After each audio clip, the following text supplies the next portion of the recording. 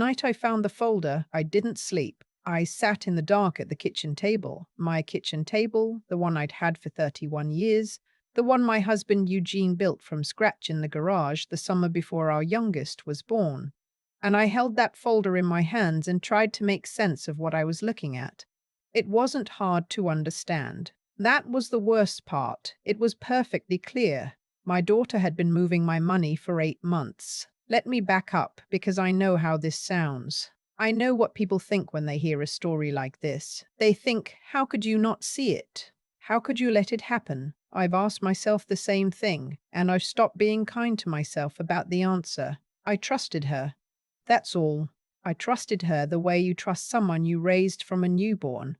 Someone you drove to piano recitals and sat with through fevers and held in the hospital parking lot when her first marriage fell apart. I trusted her because I loved her, and because it never once occurred to me that love was the exact tool she'd use against me. My name is Lena. I'm 72 years old. I taught third grade for 26 years in a small town outside of Columbus, Ohio. Eugene passed in 2019, a Tuesday morning, quietly, in the chair by the window he liked.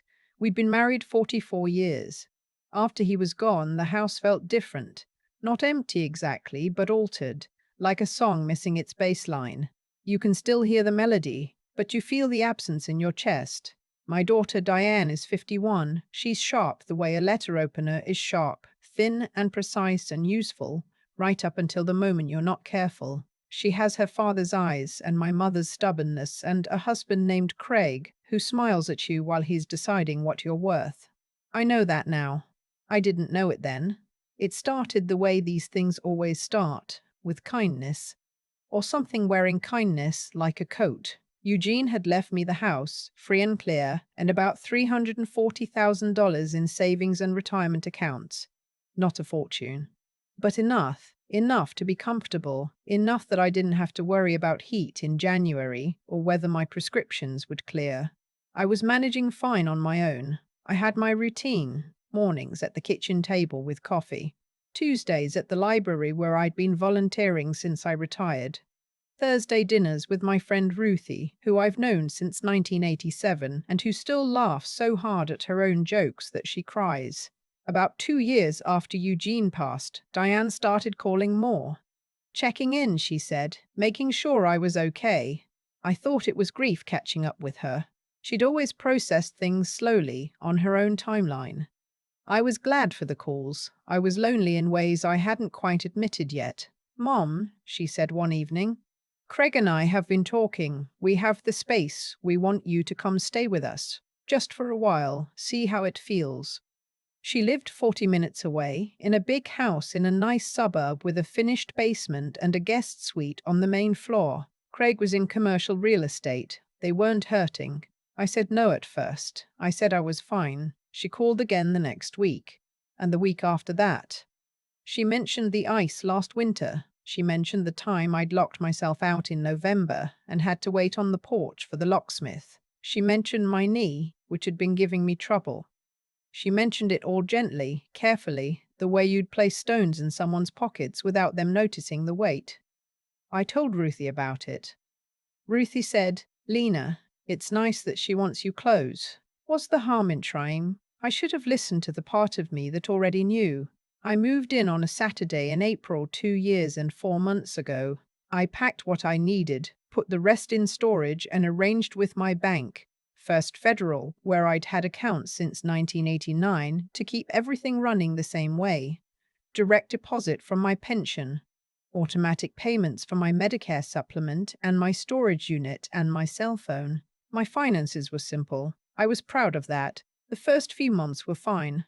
Better than fine some days. Diane made dinner most evenings. We watched old movies on Sunday afternoons.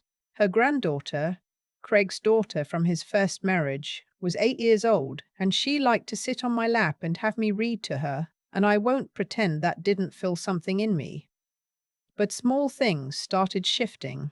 Diane began driving me to my doctor appointments, even when I said I was fine to drive myself. She started coming with me into the waiting room, then into the exam room, She just gets anxious about the details, she told my doctor once, right in front of me, as though I wasn't there. As though my doctor and I couldn't simply speak to each other without a translator. She started handling my mail, not hiding it, just bringing it in from the box and putting it on the counter. But then it would already be opened when I got to it. "Oh, I thought it might be something important," she'd say, always with that same voice, the gentle one. Craig started asking about Eugene's accounts, casual questions, over dinner. Pop must have had a financial advisor, right? Did he ever mention annuities? That kind of thing. I answered because they were dinner table questions, and I am 60 years of Midwestern politeness. I answered, and I watched Craig listen very carefully. In October of that first year, Diane mentioned a financial planner. A friend of Craig's, she said, someone who could help me optimize my assets. I said I'd think about it. I thought about it. I decided no. 2 weeks later, she brought it up again. Then Craig brought it up. Then they brought it up together over a Sunday dinner. And it wasn't gentle anymore. It was a presentation. There were papers on the table. The friend's name was Greg. Greg had credentials.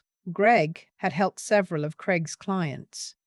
I felt the air in the room change, and I thought of all the times in my career I'd watched a child realize for the first time that something was wrong, that the adults in the room were not on their side. I thought, I know this feeling. I have just never felt it myself. I signed nothing that night, but I did something that week that changed everything. I want to be honest about why I did it. It wasn't instinct. It wasn't some brilliant protective impulse. It was because I couldn't sleep and I was bored and I'd started doing my banking online since Eugene passed. He'd always handled it on the computer. And I logged in out of habit one night and saw a transaction I didn't recognize. $2,800 transferred to an account I didn't know, listed under an LLC name. I stared at it for a long time. I clicked back. There was another one. $3,100 6 weeks before, and another before that. I went back 8 months, 17 transactions, a little over $41,000. I got up from the bed and went to the kitchen and put on the light and sat down at that table, Eugene's table, and I held the printout I'd made, and I thought about my daughter's voice, the gentle one, the careful one. I thought about Craig and his dinner table questions. I thought about the mail opened before I got to it, and the appointment she'd attended, and the financial planner friend named Greg. I thought, if they find out I don't know what happens next. That thought scared me more than the $41,000. I waited until Diane left for a hair appointment, and Craig drove his daughter to a soccer game. I called Ruthie. I told her everything. Ruthie was quiet for a moment. Then she said, "You're coming here. Tonight. Pack a bag. Don't tell them." I want to tell you I was brave about it. I wasn't. I sat on the edge of the guest suite bed, and I cried for about 20 minutes. Not from sadness, exactly, but from that particular kind of grief that comes when something you hoped wasn't true stops being a question. I cried because I had read to her daughter on my lap. I cried because I thought the Sunday movies meant something. Then I packed a bag. I took my documents, my Social Security card, my Medicare card, my passport, the deed to my house, which was still in my name. I took my laptop. I took the folder with the printouts. I left a note that said I'd gone to visit a friend and would be in touch. Neutral. Nothing that would panic them before I got clear. Ruthie lives 15 miles away. I drove there in the dark, and she had the porch light on and hot tea on the stove, and she said, "We're going to figure this out." And I believed her. The next morning, I called my bank before they opened. I had the number for the branch manager, a woman named Pauline, who I'd known by name for years, because I am the kind of person who learns the names of people they do business with. I left her a voicemail at 7:15, and she called me back at 8:45, and I told her what I'd found. She was careful with me, but I could hear something shift in her voice when I described the transactions. "Mrs. Lena," she said. She always called me that. "I'd like you to come in this morning if you can." I went in at 10. Ruthie came with me. Pauline had printed the transaction history herself. She walked me through it slowly. What we determined, what the evidence showed clearly, was that Diane had been added to my account as an authorized user during a visit I vaguely remembered, one where she'd helped me sort out a confusion about my automatic payments. I had signed a form that day. I had assumed it was routine. I had not read it carefully enough. The authority she has would allow these transfers, Pauline said. But they're not authorized by you. No, I said. They're not. Pauline referred me to the bank's fraud department. The investigator was a younger man, maybe 40, and he asked me questions in a way that was direct without being unkind. Was I aware? Had I authorized? Had anyone pressured me? I answered clearly. I had been a teacher. I was used to being precise. I also asked Pauline to remove Diane's authorization immediately. She did. That afternoon, I called an attorney. I'd actually had a name in my phone for 2 years. An elder law attorney my doctor had mentioned offhandedly after Eugene passed, during a visit where we talked about getting my paperwork in order. I'd saved the name, the way you save things you hope you never need. Her name was Ellen, and she had an office downtown, and her assistant got me in that same week. Ellen was small and quick and didn't waste words. She looked at my documents and at the bank printouts, and she said, "You have a very clear case." She explained what had happened in terms I already mostly understood.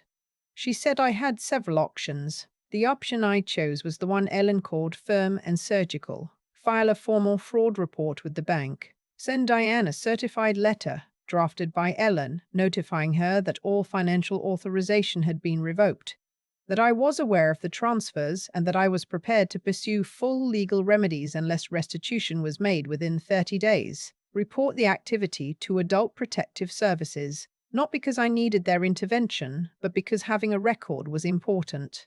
And do all of it simultaneously, so there was no window for them to prepare a counter-narrative. Ellen also recommended something I hadn't thought of. She suggested I notify my doctor in writing that any future communications about my health were to go through me alone, and that no family member had the authority to speak on my behalf.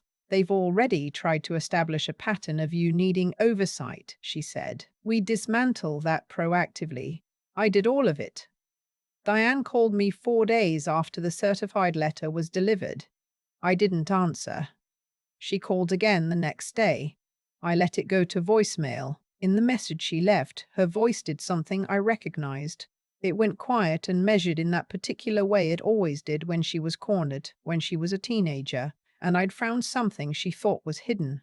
She said she wanted to explain. She said there had been a misunderstanding. She said Craig had been handling some estate planning on my behalf that he'd meant to discuss with me. I texted her back. One sentence. My attorney will be in contact. Craig called twice. I blocked his number. What happened over the next 6 weeks? The bank completed their investigation and confirmed unauthorized use of funds. Diane made a full restitution payment, or $41,200, into my account within 22 days of receiving Ellen's letter. I suspect they understood very clearly what a fraud charge would mean for Craig's professional license. Ellen filed the appropriate documentation. I had a record. I did not press criminal charges. I want to be clear about why, because I know some people will think I should have. I thought about it for a long time. I thought about it the way you think about a decision you have to live with. What I decided was this. I wanted my life back. Not justice, exactly, or not only justice. I wanted my mornings back. My Tuesdays at the library, my Thursday dinners with Ruthie. I wanted to stop being a woman in a legal battle and go back to being a woman who reads to children and grows tomatoes in the summer and knows the names of her bank tellers. Pressing charges would have taken another year at least, maybe longer. Craig would have hired the kind of lawyer I couldn't afford to match. And even with a strong case, I would have been the subject of that case for the duration. I'd watched enough of my older friends go through drawn-out family disputes to know what they cost, not in money, in years. I chose to take my money and my dignity and leave. I found an apartment in March. A 1-bedroom in a building with an elevator and a little balcony where I can see the parking lot. But also, if I lean out slightly, a maple tree. The first morning I woke up there, My own bed, my own coffee, my own quiet. I sat at the small table I'd bought at an estate sale, and I thought about Eugene, the way I do every morning, and I thought he would have been so angry. Then I thought, but he also would have said, "You handled it. My life is not dramatic now. It's ordinary in a way I have come to understand is precious. I go to the library on Tuesdays. I've been volunteering there long enough that the head librarian lets me run the Wednesday storytime sessions, which I love more than I expected to. I have a group of regulars, kids who come every week, some with parents, some with grandparents. And one of them, a 7-year-old boy who insists on sitting in the front row, reminded me recently of myself at that age. Curious about everything, not afraid to ask the question. Ruthie and I still have Thursday dinners. She makes the same chicken she's been making since 1993, and I bring the wine and we talk for too long and I drive home at 10 o'clock feeling like myself. I have not spoken to Diane since the day I left. I've thought about it. I've thought about whether silence is the right choice or just the easier one. What I've come to is this: there may be a day when a conversation is possible, when I could sit across from her and say what I need to say and hear whatever she might offer in return. That day hasn't come. I'm not closing the door, but I'm also not standing at it, waiting. What I know, what I'd want anyone to hear if they're sitting in their own version of that dark kitchen, holding their own version of that folder, is that the path forward exists. It is not a clean or simple path, but it exists. Don't give anyone sole access to everything you have. Keep an account that is yours alone with a password that belongs to no one else. Know your account numbers. Keep your own copies of your own documents. And find one person outside of your family, just one, who you can call at 7 in the morning and who will have the porch light on. That's not cynicism. That's not bitterness. That's just what I know now. The maple tree outside my balcony is turning. I can see it from the table where I have my coffee. It was a hard summer, and the leaves are a little ragged at the edges, but the color is something. Deep red, almost burgundy, the kind of color that makes you stop whatever you're thinking and just look. I look every morning. I think I earned this quiet. I think I'm not done yet. I think about the moment I sat at that kitchen table, Eugene's table, holding those printouts, and I wonder sometimes what would have happened if I hadn't logged in that night, if I'd been sleeping the way I was supposed to be, if I'd never looked. The truth is, what saved me wasn't luck. It was a lifetime of small, quiet habits, knowing my account numbers, keeping my own documents, saving a lawyer's name in my phone 2 years before I needed it. None of those things felt significant when I did them. They felt like housekeeping, but that's how it works. The choices that protect you rarely feel important in the moment you make them. They only reveal their worth later, when everything else is falling. Diane made her choices too, and I've thought hard about what led her there. I don't think she woke up one morning and decided to become someone who steals from her mother. I think it happened the way most slow betrayals happen. One small rationalization at a time. One, she won't notice. One, Craig says it's fine. One, will pay it back eventually. That's not an excuse, but it is a kind of explanation. When we stop asking ourselves whether something is right and start asking only whether we can get away with it, we've already lost something essential, something that can't be reclaimed just by returning the money. What I had to find, what I had no choice but to find, was something different. I had to be clear-headed in a moment designed to make me feel helpless. I had to look at the evidence in front of me and trust my own reading of it, even when every instinct of a mother wanted to find another explanation. That took more out of me than I expected. Grief and clarity are hard to hold at the same time. And then I had to move. Not just physically, though I did that too, packed a bag, drove to Ruthie's in the dark, sat with hot tea and a plan. I mean, I had to move in the way that counts. Take the next step, even when my hands weren't steady. Call the bank. Walk into Ellen's office. Sign my name on documents that meant I was done waiting for someone else to fix it. That kind of forward motion, choosing action over paralysis when everything in you wants to just sit still and hope it resolves, that is something you build over a lifetime. Or you build it in a crisis, and either way it cost you something real. What I know now is this: no one who truly respects you will ever try to make you feel like you can't manage your own life. That's not protection, that's preparation. The rearranged mail, the appointments attended, the dinner table presentations, each one was a small argument that I was diminished. The tiny did handling. I am 72 years old and I taught children to read for 26 years, and I've outlasted grief that would have folded other people. I did not need handling. The maple tree outside my balcony is still there this morning. The light is coming through the branches the way it does in late fall, low and golden and a little thin. I have my coffee. I have my Tuesdays. I have Ruthie. Some things, once you've earned them back, you hold differently, more carefully, more knowingly. I hold them like that now.